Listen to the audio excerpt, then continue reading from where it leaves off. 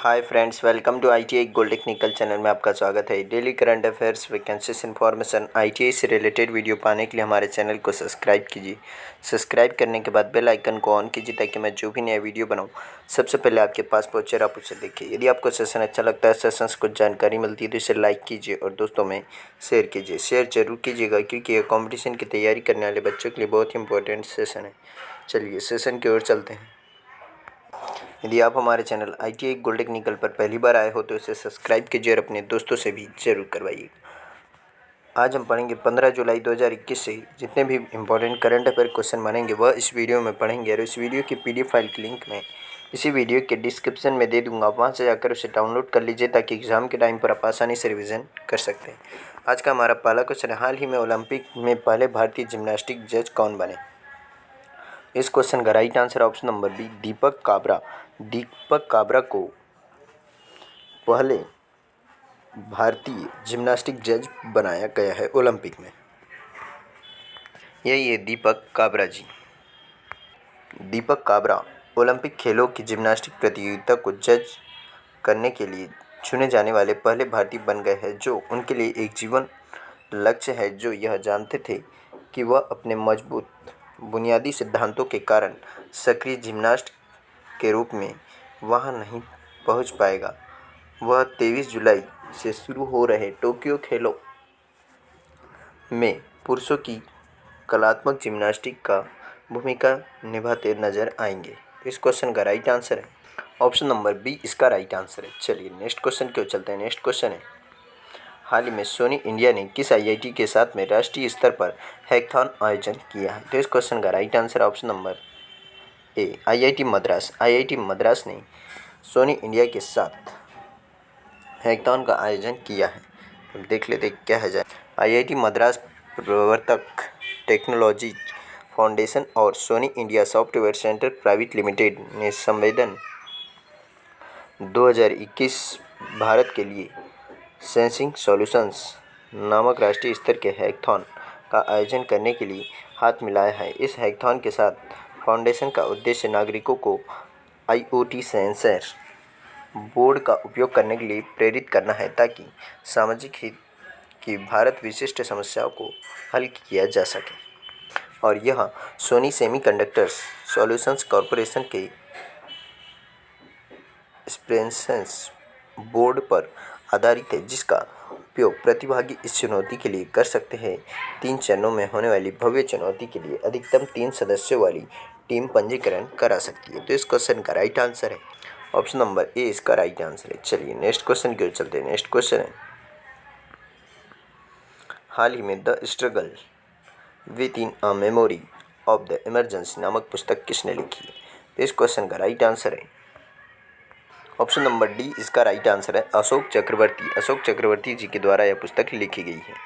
अशोक चक्रवर्ती द्वारा लिखित the struggle with in a memory of the emergency नामक पुस्तक वह एक अर्थशास्त्री है जो पिछले 40 वर्षों से मुख्य रूप से अफ्रीकी क्षेत्र के देशों को नीतिगत सलाह दे रहे हैं और वर्तमान में वह हरारे में स्थित जिम्बाब्वे सरकार के वरिष्ठ आर्थिक सलाहकार है। और यह पुस्तक हार्पर कोलिंस इंडिया द्वारा प्रकाशित की गई है।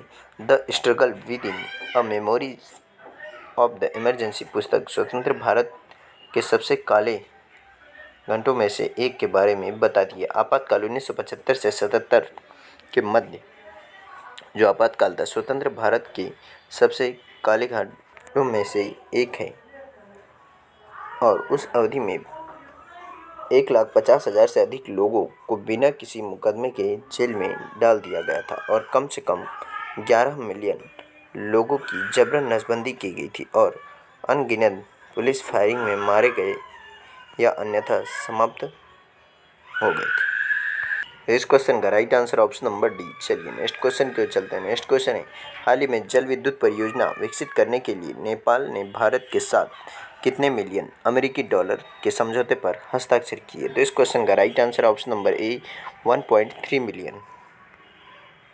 नेपाल ने पूर्वी नेपाल में शंखु, वास्बा और भोजपुर जिलों के बीच स्थित 679 यानी कि 679 मेगावाट लोअर अरुण जल विद्युत परियोजना विकसित करने के लिए भारत के साथ 1.3 बिलियन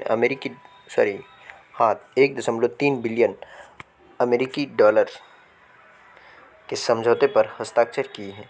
और समझौते के अनुसार भारत के सरकारी स्वामित्व वाली सतलुज जल विद्युत निगम पड़ोसी हिमालय राष्ट्र में 679 मेगावाट की जल विद्युत परियोजना विकसित करेगी और 1.04 बिलियन अमेरिकी डॉलर 900 मेगावाट अरुण 3 जल विद्युत परियोजनाओं के बाद नेपाल में अब भारत द्वारा शुरू की गई यह दूसरी मेगा परियोजना है। और इस परियोजना को बनाओ रखो चलाओ और सौंपो मॉडल के तहत विकसित किया जाएगा। और यह 679 मेगावाट की जल विद्युत परियोजना 2017 की लागत के अनुमानों के आधार पर देश की सबसे बड़ी विदेशी निवेश परियोजना है।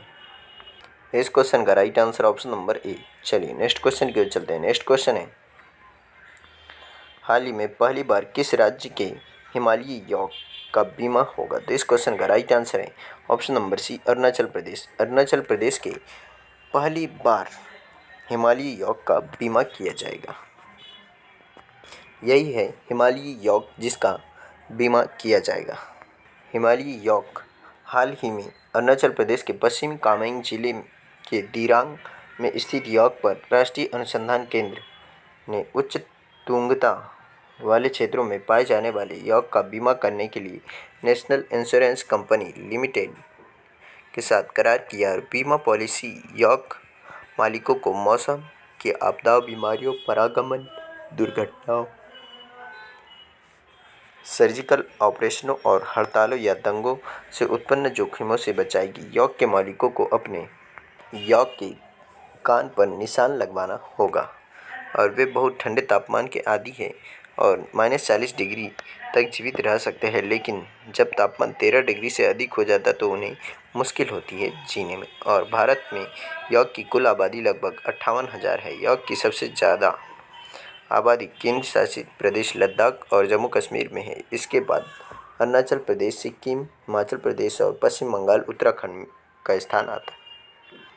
इस क्वेश्चन का राइट आंसर है ऑप्शन नंबर सी, इसका राइट आंसर है। चलिए नेक्स्ट क्वेश्चन की ओर चलते हैं। नेक्स्ट क्वेश्चन है, हाल ही में बीकेएस साहित्य पुरस्कार से सम्मानित किया गया है। तो यह किसे किया गया है?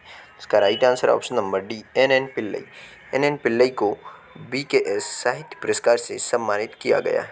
यही है एन पिल्लई जिनको अभी बीकेएस पुरस्कार से सम्मानित किया गया है।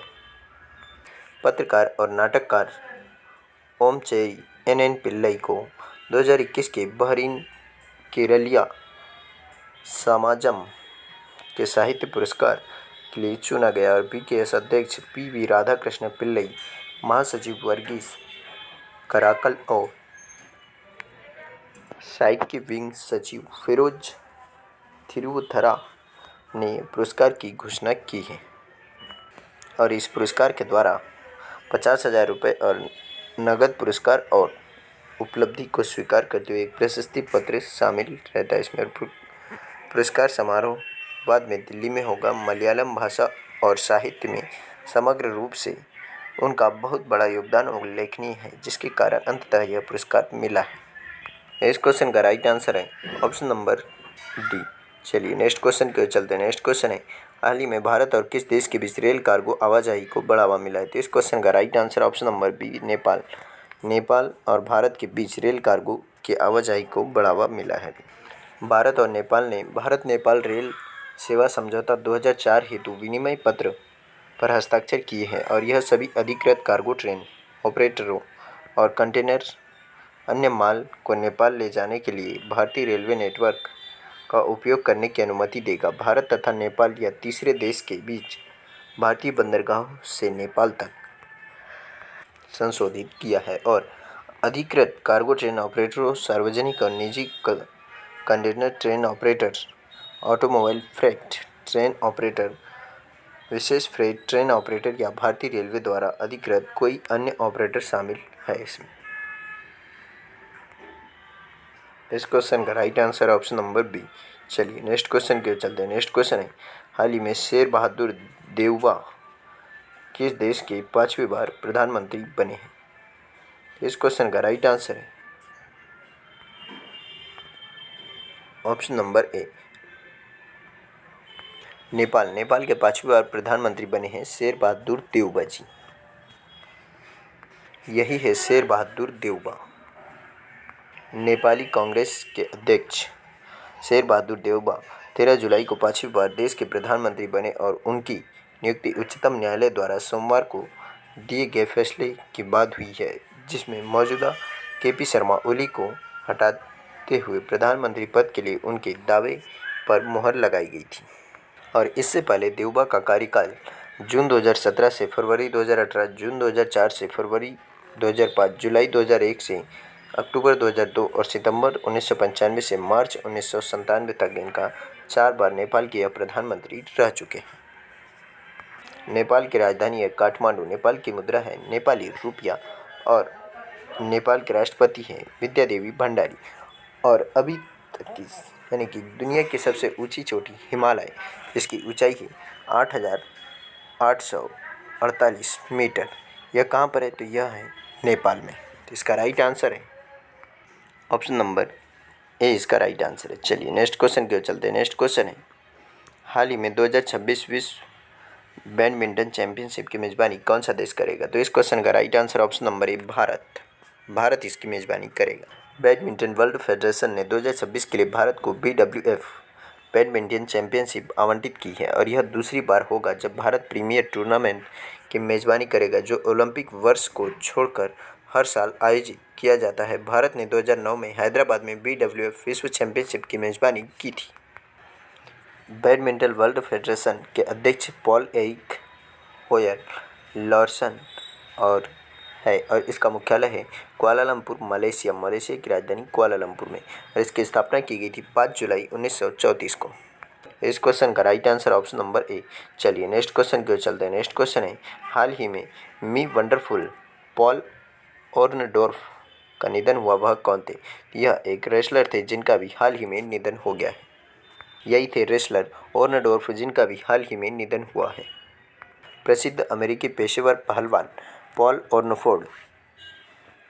ओर्नडोर्फ, जो अपने उपनाम मिस्टर वंडरफुल से सबसे ज़्यादा जाने जाते हैं, उनका निधन हो गया और वह 1980 के दशक में पेशेवर कुश्ती के सबसे बड़े सितारों में से एक थे और विश्व कुश्ती महासंघ और विश्व चैंपियनशिप कुश्ती में अपनी उपस्थिति के लिए प्रसिद्ध थे।